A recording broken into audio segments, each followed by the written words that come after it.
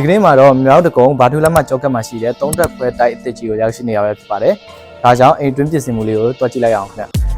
ဒီအင်ကြီးကိုတော့လူကြိုက်များတဲ့ luxury ဆန်ဆန် design နဲ့တည်ဆောက်ထားပြီးတော့အသင့်သက်နေဖို့အတွက်အဆင်ပြေစေမဲ့အိမ်တစ်လုံးပဲဖြစ်ပါတယ်။အိမ်ထဲဝင်ချင်း living room မှာဆိုရင်လည်းဧည့်သည်လာရင်မျက်နှာပန်းပွင့်စင်မဲ့အပြင်စင်နဲ့အကျယ်ဝန်းရှိပါတယ်။ဒီအောက်ဆုံးထပ်မှာဆိုရင်တေကားတက်ဖို့ခက်ခဲတဲ့လူကြီးမိဘတွေအတွက်စိတ်ကြိုက်နေတိုင်းလို့ရမယ် master bedroom အခန်းအကျယ်ကြီးတစ်ခုလည်းပါဝင်ပါတယ်။ကျန်းကင်းတွေကိုကျွန်းပါကင်အပြည့်သုံးပြီးထားတွေ့ရတဲ့အပြင် dining area မှာဆိုရင်လည်းစပွဲဝိုင်းအစကျွန်းစပွဲဝိုင်းကို light ဖတ်စွာသုံးပြီးထားတွေ့ရပါတယ်။ kitchen မှာဆိုရင်လည်း cabinet တွေကိုစနစ်တကျထည့်သွင်းထားပြီးတော့မနက်ခင်း coffee တောက်တာပဲဖြစ်ဖြစ်အသုံးပြုလို့ရမယ့် mini bar ကောင်တာလေးပါဝင်တာဆိုတော့လူချင်းမင်းတို့စိတ်ကြိုက်ဖြစ်စေမယ့် modern ဆန်တဲ့ kitchen တစ်ခုလည်းဖြစ်ပါတယ်ပြီးတော့မီးတွဲစိတ်ပူစရာမလိုရအောင်ဒီအိမ်မှာဆိုရင် inverter system တွေ solar system တွေပါတစ်ခါတည်းထည့်သွင်းထားတွေ့ရပါတယ်ဒုတိယထပ်မှာဆိုရင် master bedroom အခန်း3ခန်းပါဝင်ပါတယ်အခန်းတိုင်းမှာလည်းရေပူရေဆက်တွေပါဝင်ပြီးသားဖြစ်တယ်လို့ aircon တွေကိုလည်းအခန်းတိုင်းတက်ဆင်ပြီးသားတွေ့ရပါတယ်ဖျားခန့်မှာဆိုရင်လည်းမီးဆိုင်တွေအစားတေချလိုက်ဖက်နေအောင်ဖွဲ့စည်းတည်ဆောက်ထားပဲဖြစ်ပါတယ်။ပေါ်ဆုံးထပ်မှာဆိုရင်လည်း master bedroom ပါဝင်မယ်။ပြီးတော့ဘဲမှသွားစရာမလိုပဲအိမ်မှာတွင်အပန်းဖြေနိုင်ဖို့အတွက်ရေကူးကန်လည်းပါဝင်ပါတယ်။ modern standard arch design နဲ့ wooden ကျမှာဆိုရင်လည်း